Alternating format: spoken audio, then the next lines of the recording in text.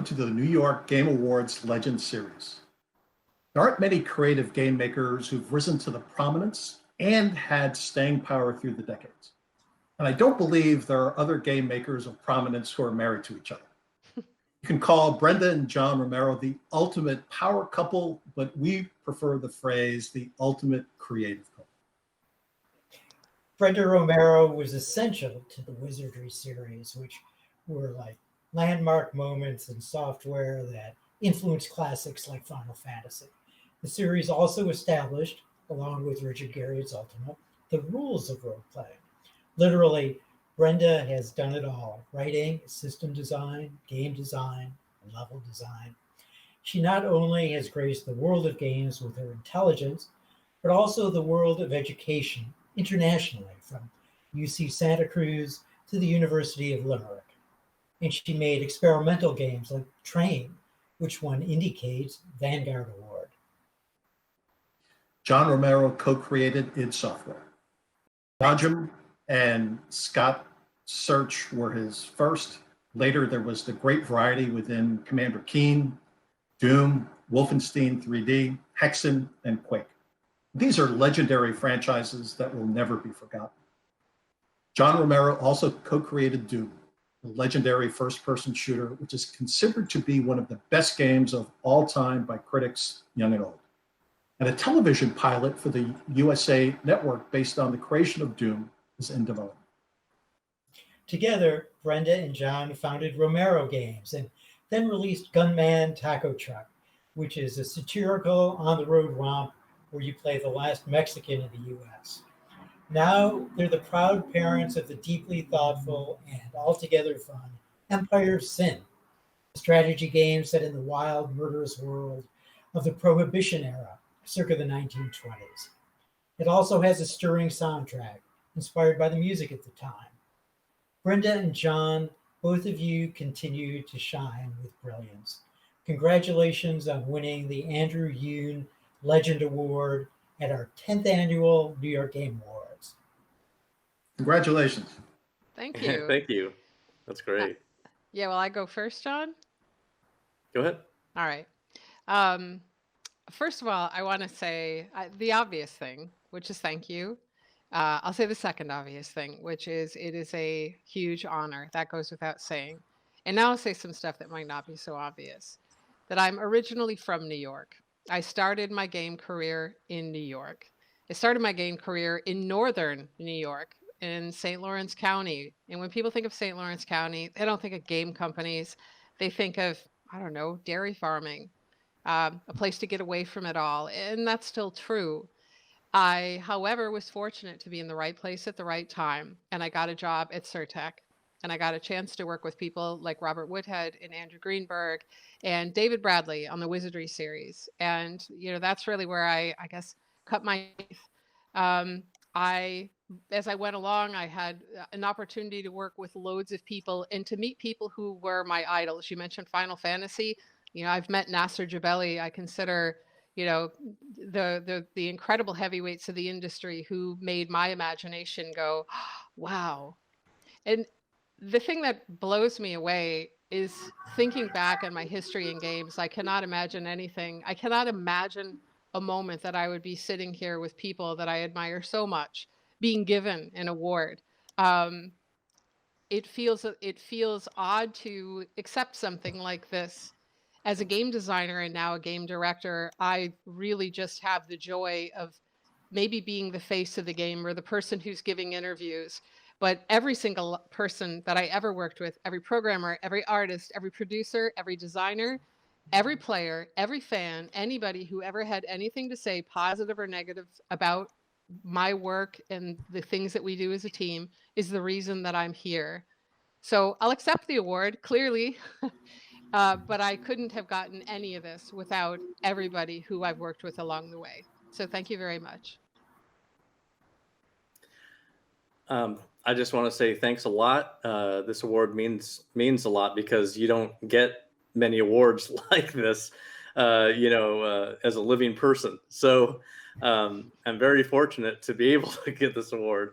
And I just wanted to say that, as a little kid, who came from a pretty poor background in Arizona as a Mexican and a Native American, which you don't find that many Native American game developers. I was super lucky to happen upon computers at the local university and to get excited about it when I was 11 years old, and to kind of be able to learn and not get kicked out. Like, I think that the university, the people working at the university, thought it was a good thing that I was messing around on the mainframe terminals, and it was actually, that was the spark that got me interested in getting a computer at home. And when we finally got a computer at home, I could actually then spend as much time as I possibly could in front of it and learning.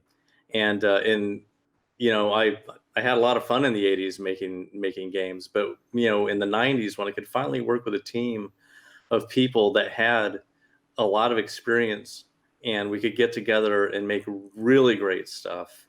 Compared to our previous games, it was pretty great to us. We did I think we had the most fun, I think, together making these games, and we just did it for years, and just kept on looking forward, and like, how can we make a better game than the one that we did before? And that spirit, that the daily fun that we try to have making games is the reason why we still make them, because we focus on not the end result of shipping the game, but the fact that every day should be a good experience making a game, and enjoying the team that we're making a game with. And I think that's why we're still doing it, because we like to build teams that like to work together. And the credit for getting this award really is, all the people that I've worked with. There are so many people I've worked with over the years to help make really fun stuff. And, if I could cut the award up into little pieces and give it to every one of those people, they deserve it too. They did an amazing job. And it was, if it wasn't for them, it wasn't for the amazing communities that support the games for years. Like, the Doom community is still going strong. The Quake community is still going strong. I think that community is the reason why the new releases of Doom and Quake and Wolfenstein are still here. It's because the community and the players mean so much that we keep giving them, we keep giving them what they want, and that's, they're the ones asking for it. So anyway, thanks a lot for this award. It's an amazing thing to get, and thank you everybody for letting me make games this long. Wow, Brenda and John, those are great comments. Really, really appreciate hearing that. We'd love to get even further in your career and some of your thoughts. I mean, what do you fondly remember about the world of games in the 80s and 90s, as well as what are the things that you prefer to forget? Do you want me to go? Sure. John has two. He has two Apple IIs sitting next to him. I have two Apple IIs right here. But the thing is, I played games in the 70s before there were video games, and I played the electromechanical games before there were video games. And the evolution of the art form was amazing to see, because every part of it was exciting to experience as time went on. The arcades of the early 80s, there was nothing else like it. It was like, you can't repeat that. It was unbelievable. I lived in those arcades, and there was so much creativity. That was really like the big bang of the game industry. It happened in those arcades. Like, every week new games were being released it was just mind-boggling, the amount of games, and I loved it. And I lived there, and every arcade had, obviously, if an arcade doesn't have Donkey Kong, it's like illegitimate. That kind of, you have to have specific games to be a verifiable arcade. But, I lived there. And then on top of that, experiencing home computer games, which had, nothing to do really with those arcade games, other than a lot of the home computer games wanted to copy them. The 80s were amazing for me. I had the most fun learning and playing every kind of game that existed back then. And I think that was the reason why I wanted to make games so badly. And I coded for, an assembly language for most all the 80s. and it was super, super fun. So there's nothing I would want to forget about the 80s. Like when Nintendo came out, oh my God. Like I lived on Mario. Like, I remember taking a big trip across the country. I I took thought you were going to I mention took this. the Nintendo, and Mario 2 was just released.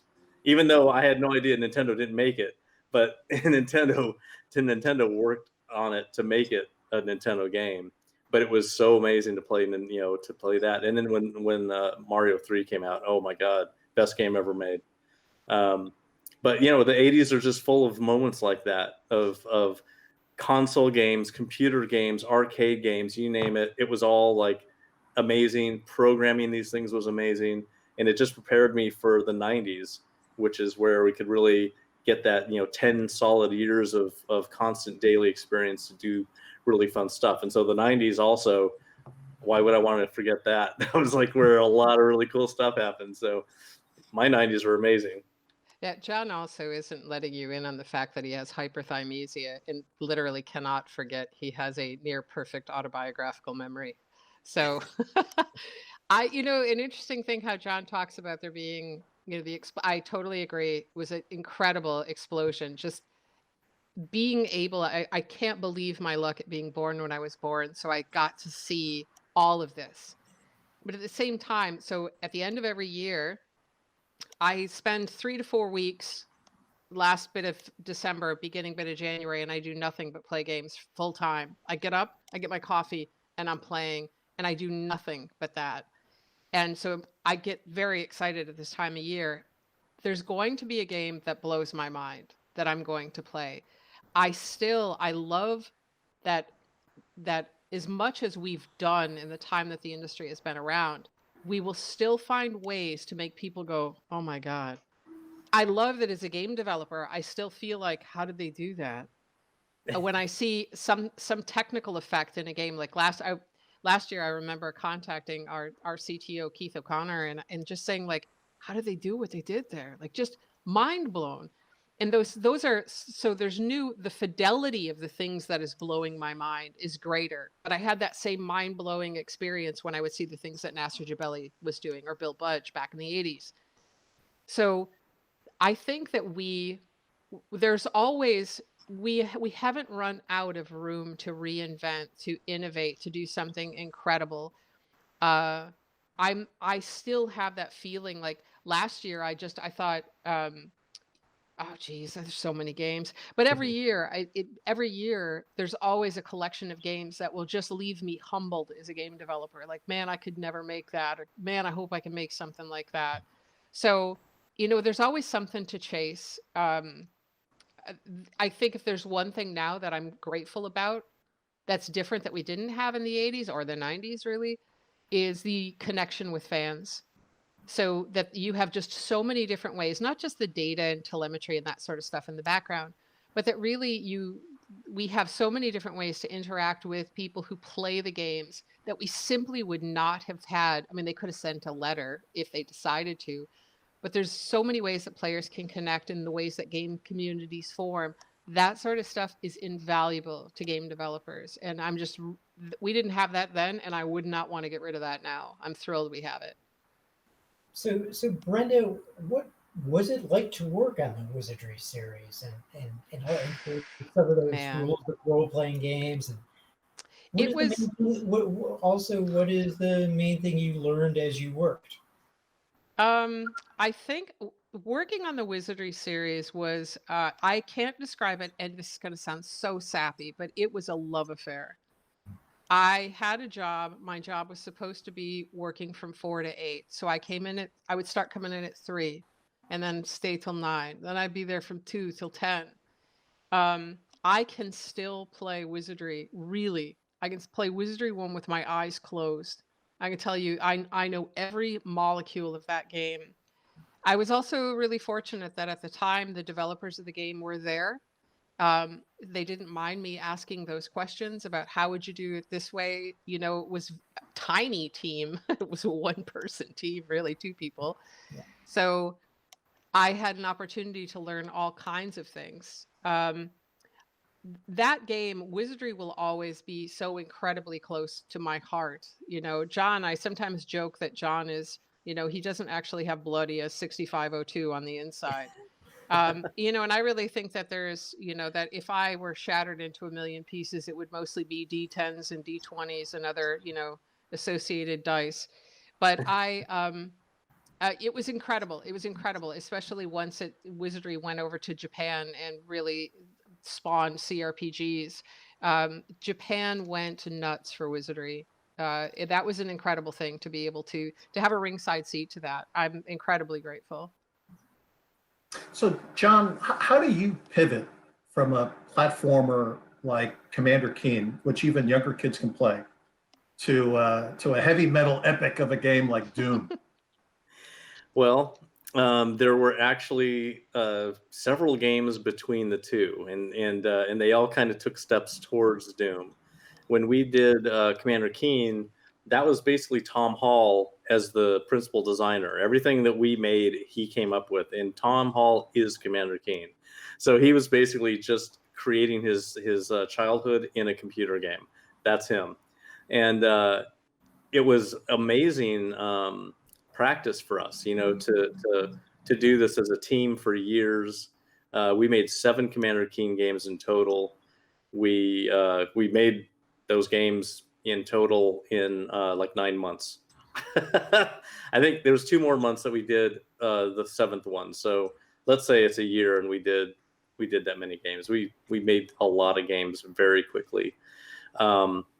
But that, you know, when we started making other stuff, because John Carmack wanted to attempt a 3D game, so we came up with this concept called Hover Tank 1, and John had to write it in 2 months. Like, that's how we were making games in strict 2 months deadlines, because we had to ship every 2 months.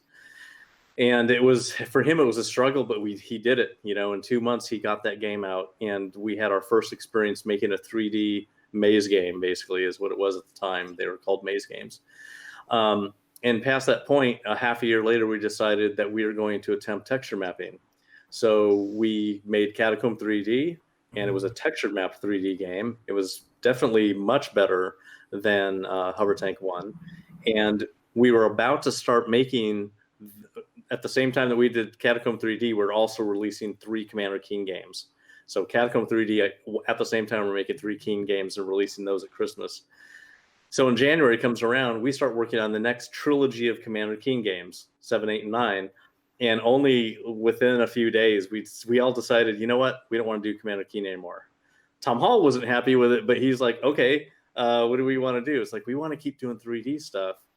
And so we want to do this texture mapping thing. I think that we can do a better job on the next design. So our third FPS was Wolfenstein 3D. So Wolfenstein 3D, concept to ship, 4 months. We got that thing done, 4 people. You know, like when I say, like, when we worked that hard, it was like we lived there making the game. It wasn't like we went out to dinner and kind of messed around. That's all we did, was we made games. So that game gave us being able to spend twice as much time on a game, 4 months instead of 2 months, let us do a lot more in it. And we actually added design into it and removed design out of it to get it to its core. So it was the experience that everybody got when we finally said it was shipped. And that was the beginning of the FPS.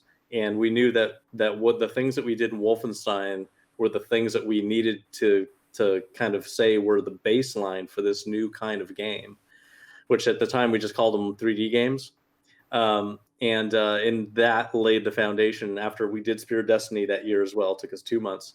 And then at the end of November, we started designing Quake, and we started basically in January to make Doom. Or sorry, it wasn't Quake, it was Doom.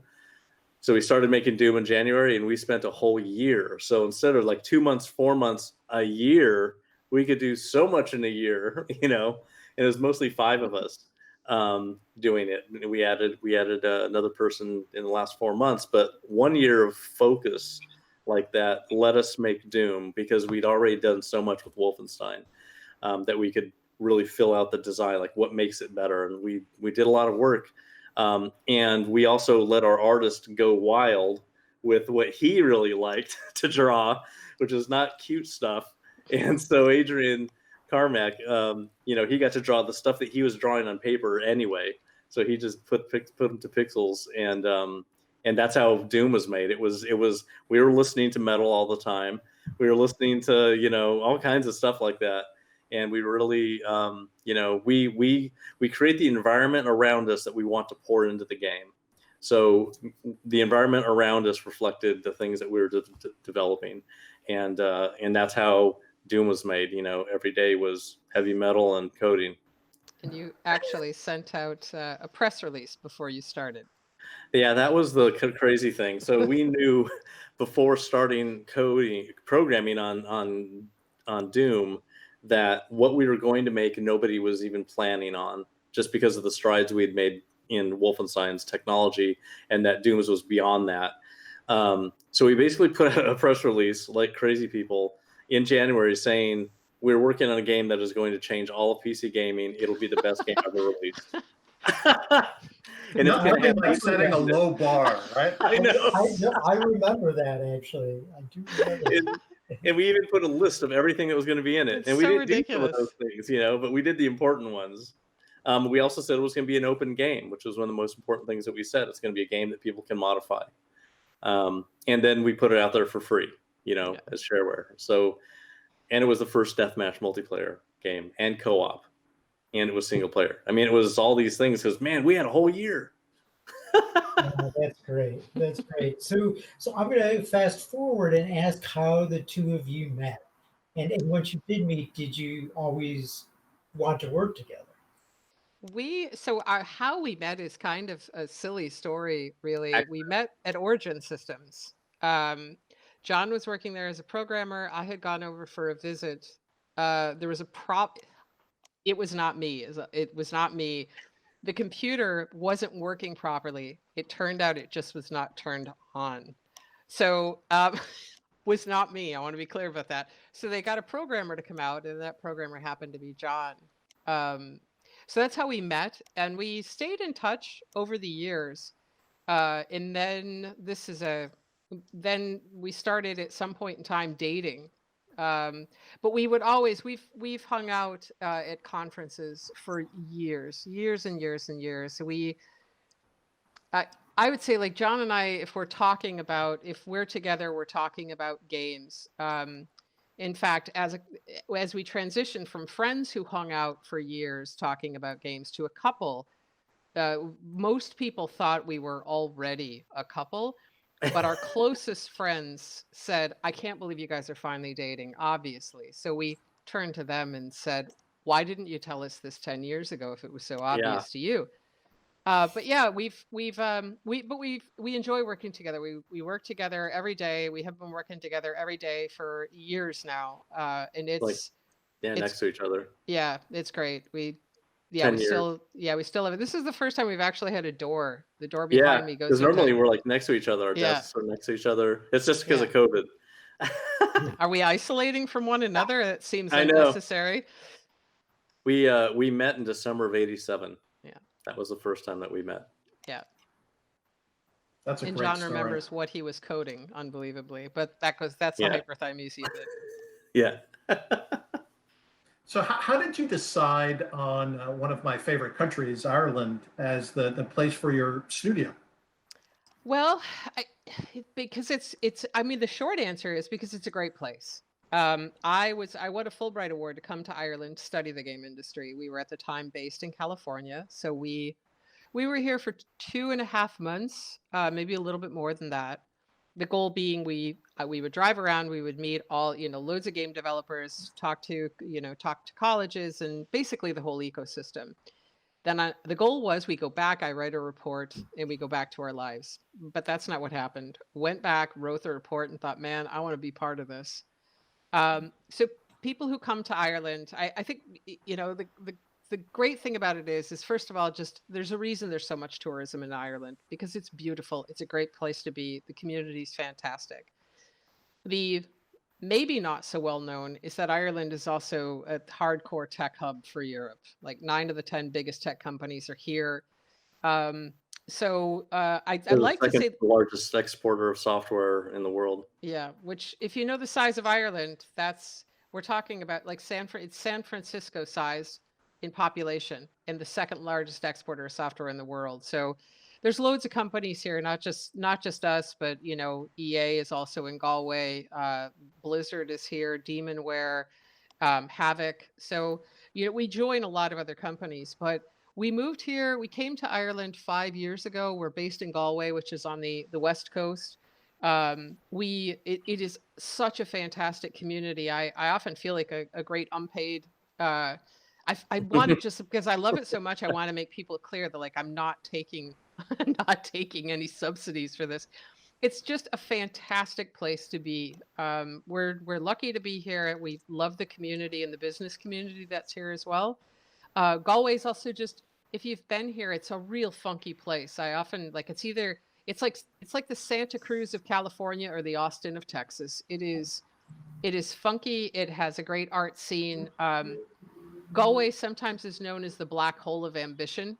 People who come here, people who come here, they don't want to leave, and I don't want to leave.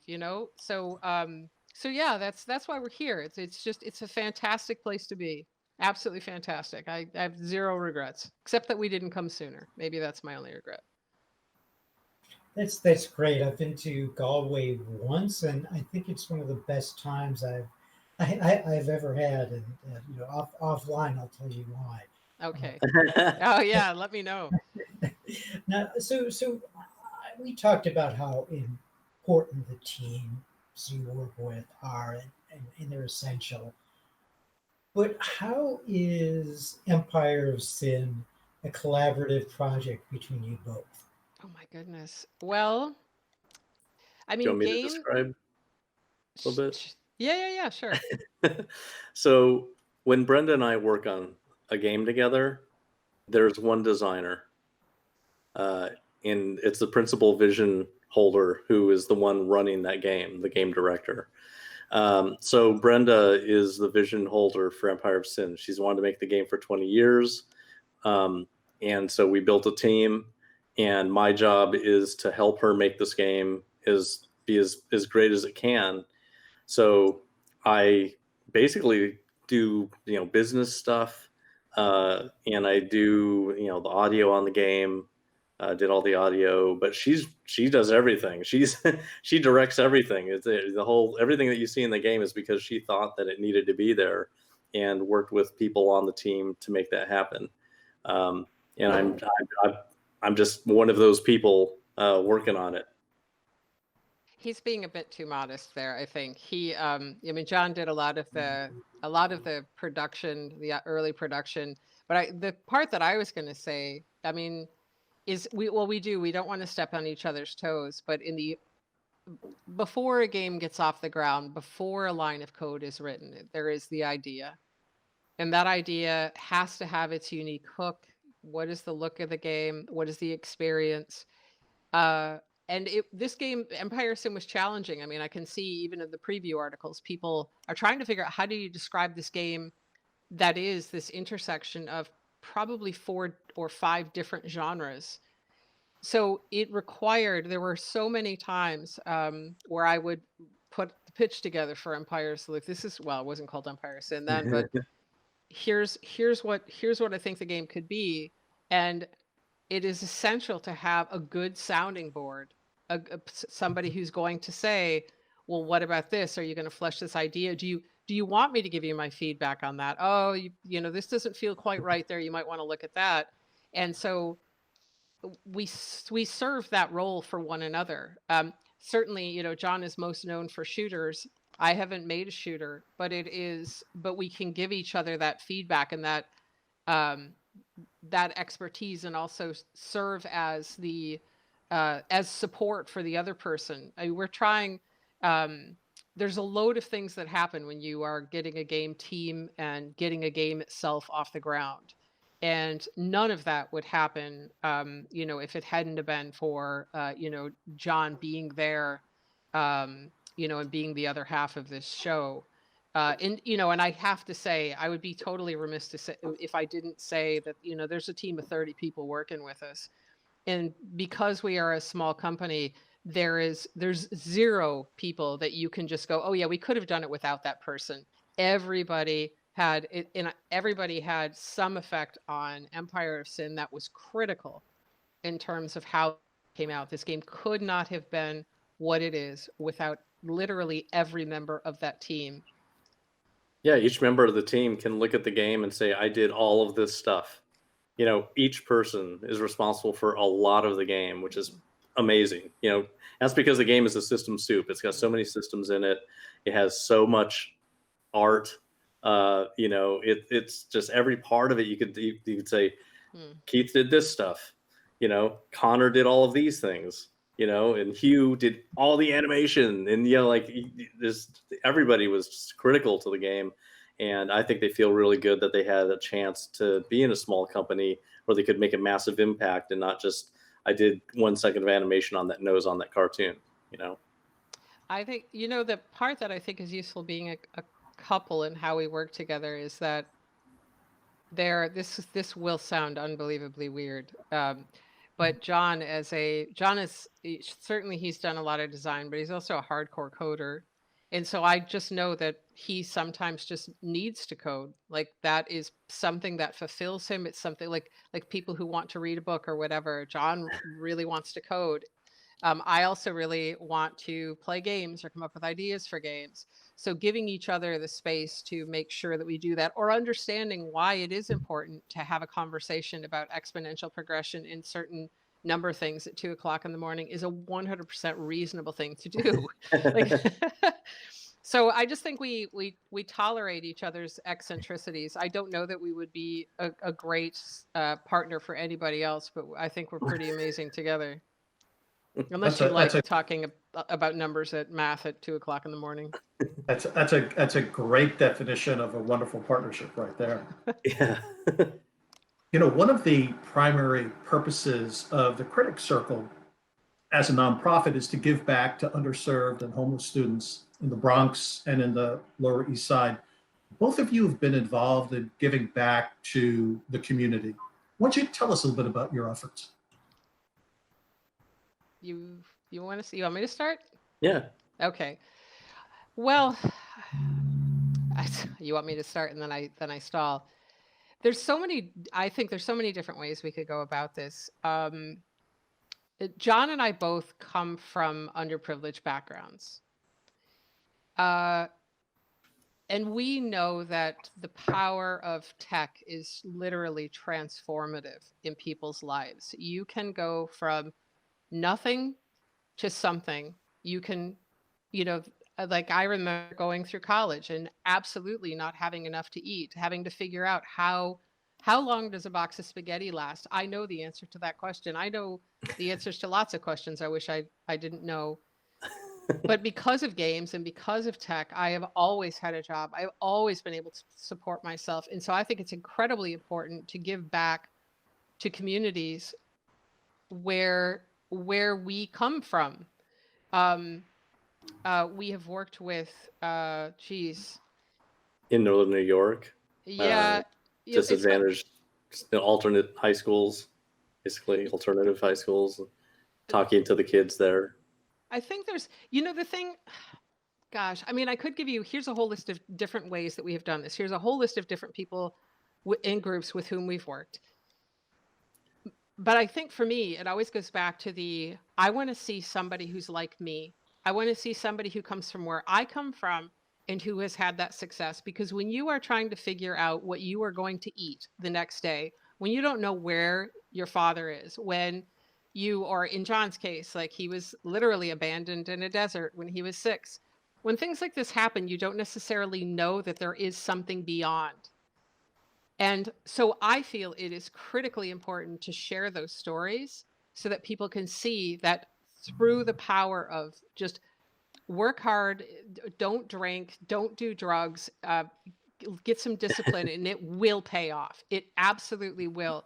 And if John, if I could come from where I came from, and if John could come from where he came from, and we're getting an award like this, that is fantastic, and it is a testament to the transformative power of games and the transformative power um, of code and creativity. I mean, there's not a single event that I don't go to where like there's still this one kid that I think about, and this was a work that we did here in Ireland with kids from disadvantaged backgrounds, and this one kid he raised his hand very politely and he asked me a question that I still think about this. He just said, "What's code?"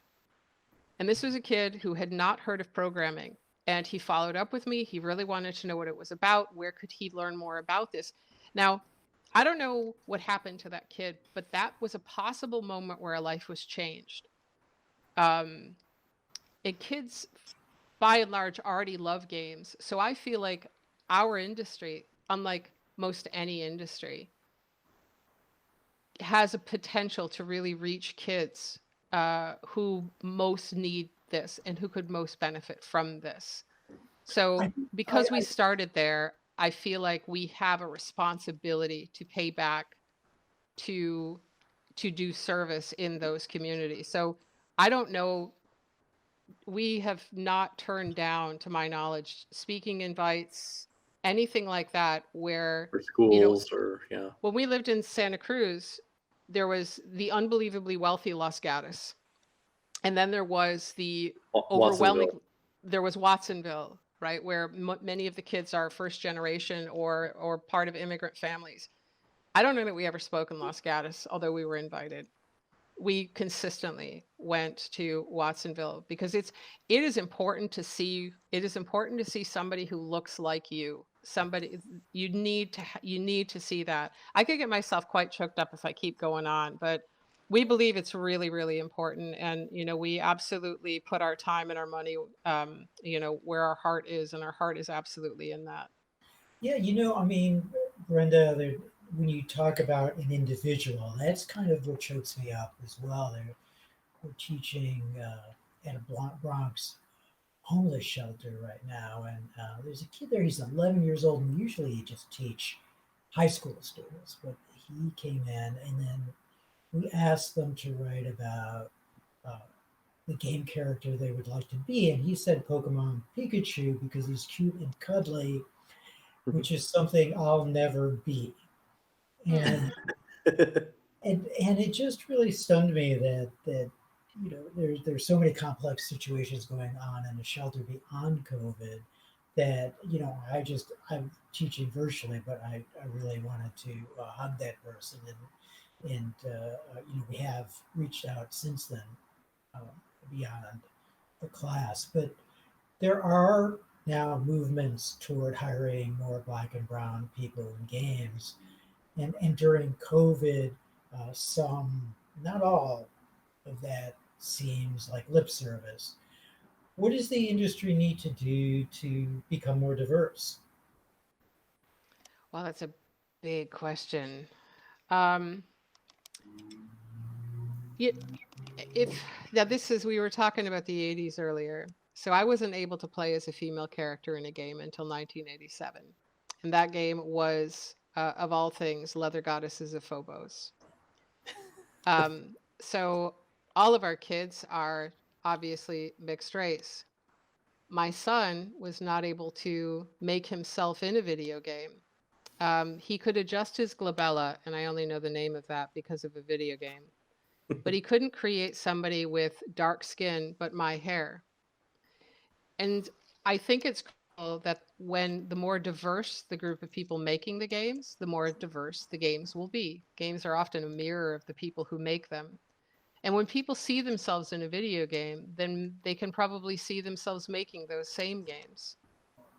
Games, fortunately, the industry itself is a lot more diverse than when I started, that's for sure.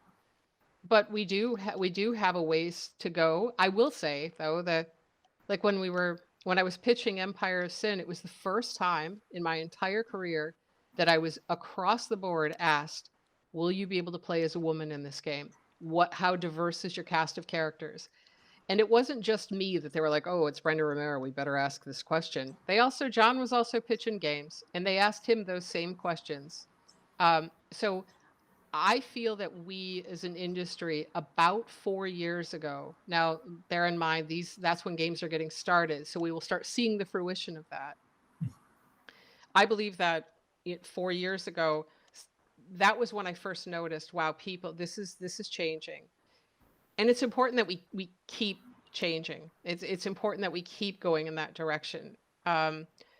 If it's only one sort of unified voice saying these are the type of games that we make, we really miss out on loads of innovation, loads of interesting stories that we would not otherwise have. I mean, there was an interesting Elizabeth Lepense, who is also a native game developer. Yeah, and she and John, I've just been a fly on the wall talking about, native ways of knowing and how those things can potentially influence the design of Doom. Certainly I see the influence of John's heritage in Empire of Sin and some of the characters who are in Empire of Sin. So it is something that we are moving toward. But I do feel that it is something that we just have to keep working harder at it, making sure that we have making sure that we really have incredibly broad searches when we're looking to hire people, so that we get in a good pool of candidates. It's a big challenge. Like I'm not going to give the answer in 2 minutes, but I know, as a company that's led by a woman and, John of Mexican and Native American heritage, we're pretty serious about it. John, what are your thoughts as well? Well, exposure is the most important part of that. And one of the things that we do is we go out and we speak about this to people who, they're kids that like to play games, and a lot of them for the first time believe that you can make games. Like, there are people that do that, like they didn't think about that as a job. And Brenda speaks at a really cool conference called I Wish, where it's like this amazing MTV style presentation on a stage, and 400 girls come in and they are shown STEM. Basically, they're exposed to women in STEM one after another, and then the next set comes in. So it's like this very serious, outreach here in Ireland, where they're trying to expose everybody to the possibilities of STEM/STEAM with art in there, and how you can do really fun jobs. It doesn't have to be rocket scientist. You can be you have a really fun time being an artist on a game, and in letting those girls know that other women came before them and have done it for a long time. So it's a real thing. It's not a brand new, maybe it'll work thing. So exposure is it, and games are like one of the best ways to get kids excited about even listening to you talk. Like if they know that you have something to do with games, they'll be there, and then you can tell them, surprise, we're talking about jobs that you can have if you get excited about science. But they know that there are a lot of little stepping stones to the point where you can actually start working on a game in a company. But like, you got to start somewhere, and that start somewhere is exposure to people who are doing it already and have been doing it for a long time and love it and have fun. And so I think that has to happen for people to even look in the direction of the industry, to actually want to get there. And the fact that you can learn everything at home makes it even better. You don't have to wait until you go to college. You don't need permission to make games. You just do it.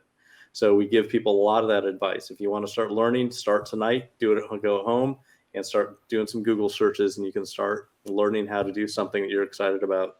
But, like Masters of Doom has been one of the greatest things, I think, for people to read in the game industry, because they can see that they're reading about people just like them that did something that they could do if they just, focused on it and spent the time doing it. And I think that's one of the reasons why it's such a successful book, is it gets people energized and pumped up and excited about game development, and the fact that they could do that.